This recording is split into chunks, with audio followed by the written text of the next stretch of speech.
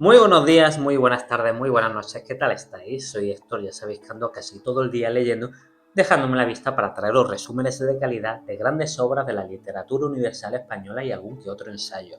Hoy os traigo un ensayo, La ética protestante y el espíritu del capitalismo, de Max Weber, un clásico de la sociología escrito por uno de los padres de la sociología y publicado en 1905. Ya sabéis que Weber nació en 1864 y falleció en 1920 y fue un sociólogo, economista, jurista, historiador alemán. Por lo tanto, La ética protestante y el espíritu del capitalismo, que este libro me lo compré en 1999, es de esas lecturas casi obligatorias para los que estudiamos, en mi caso, ciencias políticas y sociología. Y he decidido traeros un breve resumen, una breve síntesis, porque el libro parece fino, de hecho es fino, no llega a 300 páginas, y en lo que sería la ética protestante y el espíritu del capitalismo son unas 260 páginas, pero tiene más notas al pie que texto, tiene muchísimas aclaraciones con una letra bastante pequeñita, por lo tanto es un pelín denso, por lo menos para mí. Y en esta segunda lectura he intentado sacar las notas principales que creo que pueden ser interesantes para que le echéis un vistazo y ya me digáis en comentarios qué os parece la hipótesis de Weber, que no es la mía, es la de Weber. Según Weber, un vistazo a las estadísticas profesionales de un país en el que conviven varias confesiones religiosas nos muestra el carácter fundamentalmente protestante de la posesión de capital y del empresariado. Gran parte de las zonas de Alemania más ricas, favorecidas por la naturaleza o por la situación geográfica y más desarrolladas económicamente, se adhirieron al protestantismo en el siglo XVI. ¿A qué se debió esto? Intentar darle respuesta a Weber. Según él, el sociólogo alemán, la reforma protestante no significó tanto la supresión de la dominación eclesial sobre la vida, cuanto más bien la sustitución de la forma anterior de esa dominación por otra.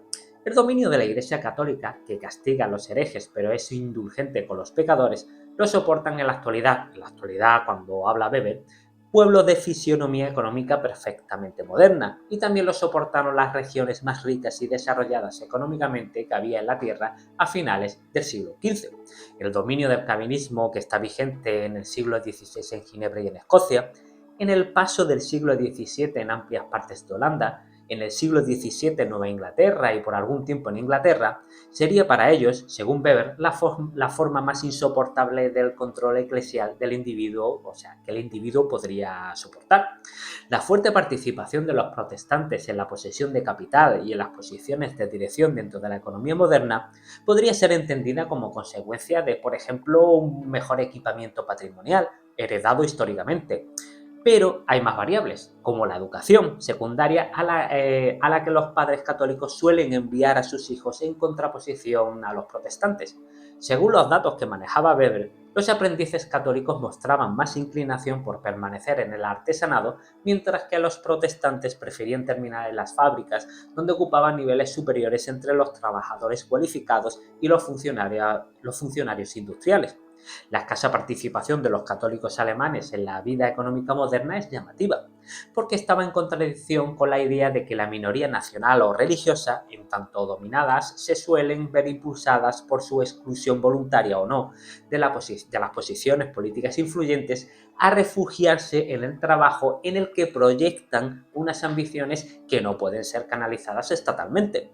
Por ejemplo, así sucedió, dirá Weber, con los polacos en Rusia en la Prusia Oriental, con los hugonotes en Francia durante el reinado de Luis XIV o con los judíos pues desde hace más de 2000 años.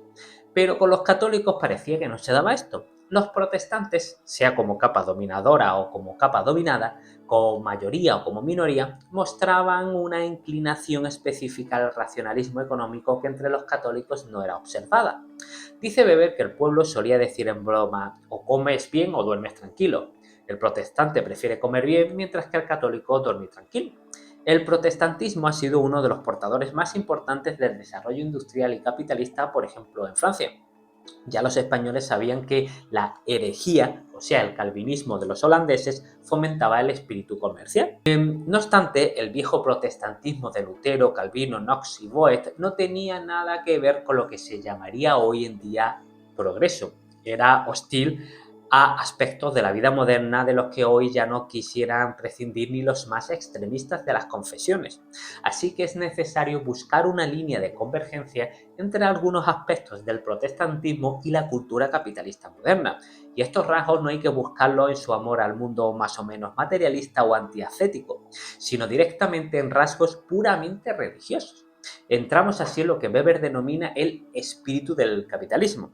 Para ilustrar bien este espíritu, recoge algunas frases de Benjamin Franklin, que os leo en la página 106, y veréis cómo parece sacada de cualquier vídeo de motivación empresarial. Ten en cuenta que el tiempo es dinero.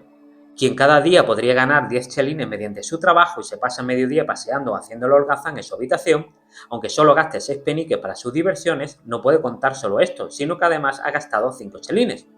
Ten en cuenta que el crédito es dinero. Ten en cuenta que el dinero tiene una naturaleza fértil y prolífica. El dinero puede generar dinero. Sus descendientes pueden generar otros tantos, etc. Ten en cuenta que, de acuerdo con el refrán, un buen pagador es el dueño de la bolsa de cualquiera. Esto a veces es de gran utilidad. Junto a la laboriosidad y a la moderación, nada contribuye tanto a sacar adelante un hombre en el mundo como la puntualidad y la justicia en todos sus negocios. Bueno, un montón de frases sobre cómo gestionar el dinero y lo importante que es el trabajo duro. Hay una idea bastante fuerte en este espíritu y es la del deber profesional. Hoy puede parecer habitual, pero no siempre fue así. Es la idea de una obligación que el individuo ha de sentir y siente en relación al contenido de su actividad profesional, con independencia de qué consista esta actividad. Esta idea es característica de la ética social de la cultura capitalista. El orden capitalista de nuestros días es un mundo inmenso en el que el individuo se encuentra desde que nace. Este mundo, este cosmos, impone al individuo las normas de actuación económica. El industrial que actúa continuamente en contra de estas normas será eliminado económicamente, al igual que el trabajador que no quiere o no puede adaptarse a ellas, que acaba en el paro. Weber, de hecho, critica el materialismo histórico, por ser ingenuo al creer que las ideas surgieron como reflejo de las situaciones económicas. El espíritu capitalista ha tenido que abrirse hueco en un mundo hostil. Unas ideas como las esbozadas por Franklin hubieran sido atacadas en la antigüedad y en la Edad Media por mostrar avaricia y una manera de pensar indigna. Y esto no es porque el afán de lucro no fuera algo no conocido o desarrollado en épocas precapitalistas, ni porque no existiera ansia de dinero en el mundo fuera del capitalismo. La diferencia entre el espíritu capitalista y el precapitalista no está aquí. El lucro despiadado que no se vincula internamente con ninguna norma ha existido siempre en todas las épocas históricas. A menudo, el afán del lucro desconsiderado de una manera absoluta y consciente coexistió con la vinculación más estricta de la tradición. Nos dirá Weber que uno de los medios técnicos que solía emplear el empresario moderno para obtener de sus trabajadores el máximo rendimiento en el trabajo es poner el sueldo en relación con el ritmo del trabajo. Pero Weber estima que la subida de sueldos tuvo a menudo como consecuencia que no se obtuviera un rendimiento del trabajo mayor en el mismo periodo de tiempo, sino menos, pues los trabajadores respondieron a esta subida trabajando menos. Ganar más dinero no atrajo tanto como trabajar menos. En este caso, el ejemplo que pone es de la agricultura. El ser humano no quiere ganar dinero y más dinero, sino simplemente vivir como está acostumbrado, a vivir y ganar lo necesario para ello. Allí donde el capitalismo moderno comenzó su obra de incremento de la productividad del trabajo humano mediante el incremento de su intensidad, topó con la resistencia tenaz de este motivo conductor del trabajo económico precapitalista y en esos momentos seguía topando con resistencia allí donde los trabajadores estaban más alejados del capitalismo. Como lo anterior no servía, pues se pasó a todo lo contrario, a forzar a los trabajadores mediante bajadas de salarios para que rindieran más. Pero esta medida tiene sus límites. Se ha creído que sueldos bajos y beneficios altos están correlacionados. Sin duda, el capitalismo precisa para su desarrollo de la existencia de excedentes de población a los que pueda contratar con un precio de mercado bajo. Pero un sueldo bajo no es idéntico a un trabajo barato. Considerado de una manera puramente cuantitativa, el rendimiento del trabajo desciende cuando el sueldo es fisiológicamente insuficiente, y este sueldo significa alargar la selección de los menos hábiles. El capitalismo de hoy en día consigue de manera fácil reclutar trabajadores en todos los países industriales y dentro de cada país, en todas las regiones industrializadas. O sea, cuanto menos pagas, pues más problemas vas a tener para captar talento. Bien a decir eso. Weber utilizará el concepto espíritu del capitalismo moderno para referirse a aquella mentalidad que aspira a la ganancia legítima mediante el ejercicio sistemático y racional de una profesión. Esto es una de las ideas fundamentales. Por tanto, esta mentalidad ha encontrado su forma más adecuada en la empresa capitalista moderna y, a su vez, la empresa capitalista ha encontrado en aquella mentalidad su motor principal. La expansión del espíritu capitalista fue dificultosa. Una riada de desconfianza y odio, indignación moral, sobre todo, se lanzó contra el primer innovador. Solo unas cualidades éticas y unas creencias firmes podían hacerle resistir, cualidades diferentes a las adecuadas al tradicionalismo del pasado. Pero tampoco fueron especuladores temerarios, sin escrúpulos o aventureros económicos los que desarrollaron este espíritu, sino hombres crecidos en la dura escuela de la vida, ponderados y atrevidos, pero sobre todo sobrios y constantes, enérgicos y entregados por completo a su tarea y provistos de ideas y principios, estrictamente burgueses.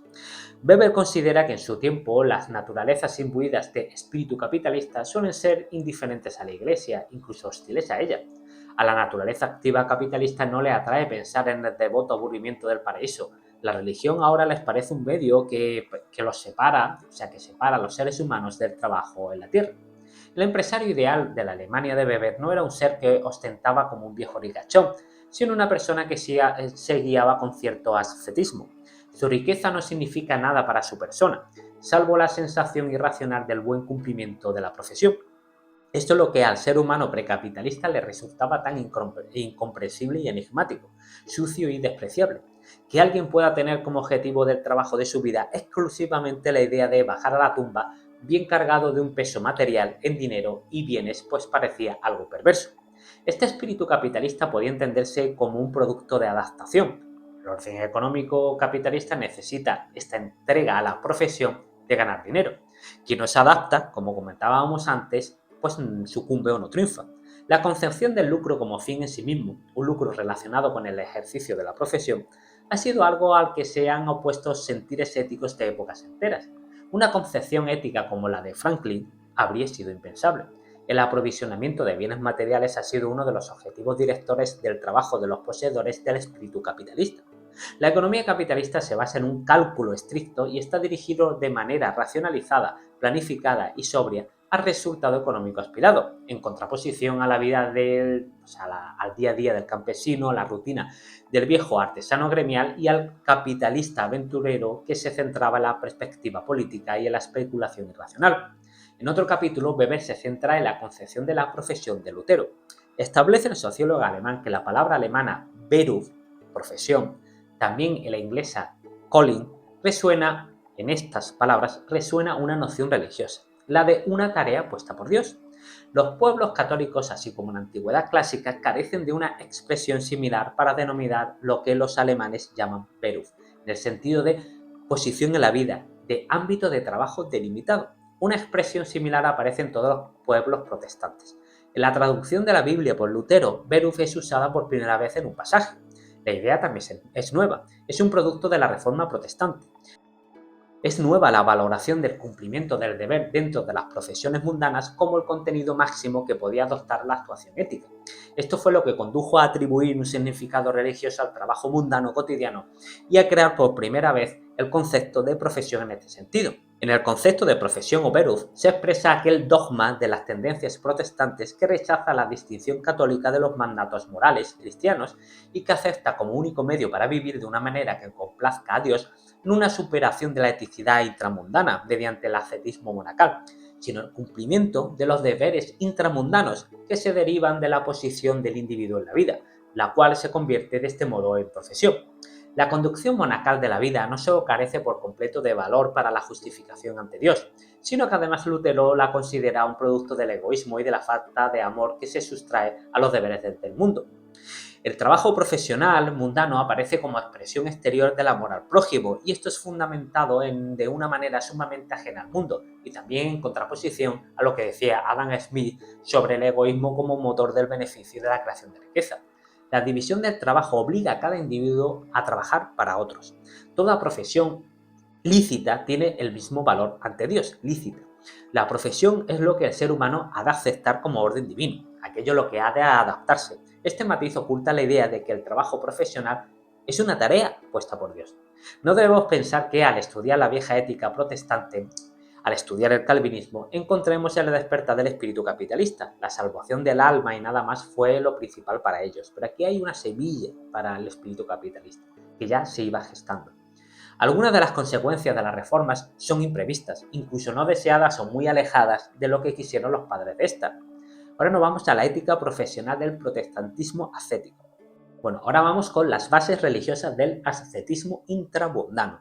Los portadores históricos del protestantismo ascético son 4. El calvinismo, en la forma en que se adoptó en la Europa occidental que dominó en el transcurso sobre todo del siglo XVII, el pietismo, el metodismo y las sectas surgidas del movimiento anabaptista. Voy a pasar por encima, ¿vale? En el calvinismo quizá me voy a centrar un poco más, pero voy a intentar ser lo más sintético y lo más rápido posible. El calvinismo. El dogma más característico del calvinismo es la predestinación. Según leo, lo he sacado esto del diccionario, de la Wikipedia, predestinación significa conocer anticipadamente el destino de una persona o cosa, y es una doctrina también cristiana basada en los textos bíblicos, la cual afirma que Dios desde la eternidad determinó lo que quiere hacer con cada una de sus criaturas, ordenando a unas para la vida eterna y a otras para la condenación perpetua, de acuerdo al fin y condición para el que fueron creadas. Bueno, Weber estima que en los espíritus religiosos más activos y apasionados, el fenómeno del sentimiento religioso de redención va unido a la sensación segura de tener que agradecer todo a la acción exclusiva de una fuerza objetiva y no al propio valor. Lo que sabemos es que para el calvinismo una parte de la humanidad se salvará y otra será condenada. Suponer que el mérito o la culpa de las personas determinan ese destino sería tanto como afirmar que las decisiones libres de Dios, tomadas desde la eternidad, son alterables por la actuación humana, o sea, una idea imposible. En su inhumanidad, dirá Weber, esta doctrina hubo de tener sobre todo una consecuencia para la mentalidad de una generación que se entregó a ella, el sentimiento inaudito de aislamiento interior del individuo. En el asunto más decisivo de la vida para los seres humanos de la época de la Reforma Protestante, o sea, la salvación eterna, el ser humano estaba remitido a seguir solitariamente su camino hacia un destino establecido desde la eternidad. Nadie podía ayudarle. Ni un predicador, pues solo el elegido puede comprender espiritualmente la palabra de Dios. Ni un sacramento, pues aunque los sacramentos están establecidos por Dios para aumentar su gloria, bueno, y hay que cumplirlos, no son medios para obtener la gracia de Dios. Ni una iglesia, pues a ella pertenecen también los reprobados, o sea, una soledad auténtica. Y de hecho, aprovecho para decir que esta tesis la recoge Erich Fromm en El miedo a la libertad. Os dejo la etiqueta. Este abandono absoluto, todavía no consumado con todas sus consecuencias en el luteranismo, de la salvación eclesial sacramental era lo absolutamente decisivo frente al catolicismo. Aquí llegó a su final el gran proceso histórico de desencantamiento del mundo que había comenzado con la profecía judía y que, en alianza con el pensamiento científico griego, rechazó todos los medios mágicos en la búsqueda de la salvación por considerarlos superstición y sacrilegio. No había forma de dirigir la gracia de Dios a aquel a quien él había decidido negársela. Ese aislamiento interior constituye una de las raíces del individualismo desilusionado y pesimista que sigue repercutiendo hoy sobre el carácter popular y las instituciones de los pueblos con pasado puritano. Podemos ver, por ejemplo, una advertencia contra toda confianza en la ayuda de otras personas y la amistad de otras personas en la literatura puritana inglesa. En contraposición muy llamativa al luteranismo, en las regiones donde el calvinismo se desarrolló por completo desapareció tácitamente la confesión privada. Calvino tenía mucho rechazo a ella debido a la posibilidad de malentenderla sacramentalmente. Fue eliminado el medio para desahogarse periódicamente. La relación del calvinismo con su Dios se consumó en un profundo aislamiento interior, pese a que para salvarse era necesario pertenecer a la iglesia verdadera. El estado de ánimo del creyente puritano es el de alguien que solo se ocupa de sí mismo y no piensa nada más que en su propia salvación. Como vimos en Lutero, en el calvinismo también se establece que el amor al prójimo se canaliza mediante el cumplimiento de las tareas profesionales dadas por las leyes naturales. La ética calvinista tiene un carácter utilitarista. ¿Cómo se soportó esto?, se pregunta Weber. Bueno, esta doctrina aguantó en un momento en el que el más allá era más importante que el más acá. ¿He sido elegido yo? ¿Cómo puedo estar seguro de ser un elegido para la salvación? Se podían preguntar. Pero para Calvino, los elegidos no se diferencian en nada de los reprobados. De todas formas, terminó por surgir dos tipos de consejos para la actividad pastoral. Por una parte, se afirma que es un deber considerarse elegido y rechazar toda duda en tanto que tentación del diablo, pues la falta de autocerteza es consecuencia de la insuficiencia de la fe. Hay que obtener en la lucha cotidiana la certeza subjetiva de haber sido elegido. En lugar de los humildes pecadores a los que Lutero promete su gracia y se confían a Dios con fe arrepentida, se crían aquellos santos seguros de sí mismos que reencontramos en los duros comerciantes puritanos de aquella época heroica e incluso en algunos ejemplares de nuestros días. Y por otra parte, se recomendó el trabajo profesional incesante como medio sobresaliente para obtener esa autocerteza. Solo él disipa la duda religiosa y da la seguridad del estado de gracia. Las buenas obras demuestran ser un elegido. Entendemos de lo que estás diciendo. O sea, trabajo duro puede demostrar que eres un elegido mediante el trabajo, pero tú no lo sabes porque todos a priori estamos condenados, no sabemos si vamos a estar salvados. El trabajo duro puede ser un camino para demostrar que estás salvado. Por contra, el católico medieval normal vivía en cierto sentido al día.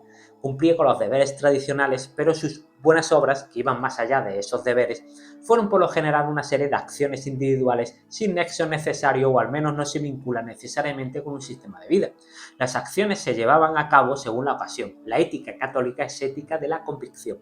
El desencantamiento del mundo, la eliminación de la magia como medio de salvación, no tuvo lugar en la devoción católica con la misma coherencia que la religiosidad puritana. El católico tenía a su disposición su propia insuficiencia. O sea, el sacerdote era un mago que realizaba el milagro de la transubstanciación. Uno podía dirigirse a él arrepentido. Él ordenaba penitencia, esperanza en la gracia, certeza de haber sido perdonado y de ese modo proporcionaba la descarga de aquella enorme tensión en la que vivir era para el calvinista un destino ineluctable que nada podía mitigar. Esos consuelos no existían para el calvinista, que además no podía tener la esperanza de compensar las horas de debilidad y de ligereza mediante una voluntad buena en otras horas, tal y como le sucede al católico y al luterano. Aquí no había lugar para la oscilación católica, muy humana entre pecado, arrepentimiento, penitencia, perdón, nuevo pecado, etc., ni para un saldo de toda la vida a expiar mediante condenas temporales.